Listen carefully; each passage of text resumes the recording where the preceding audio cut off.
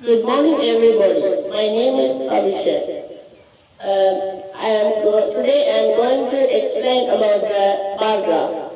The bar graph shows the number of students like to play games. There are 5 games in bar graph.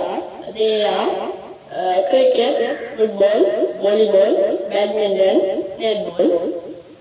The 30 number of students like to play cricket.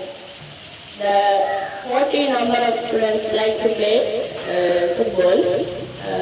20 number of students like to play volleyball. 10 number of students like to play badminton.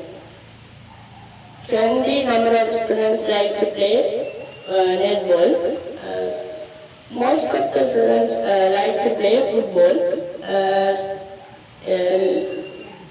Equal students like to play volleyball and netball. Least of the students like to play badminton. According to the bar graph, it's clear that most of the students like to play football.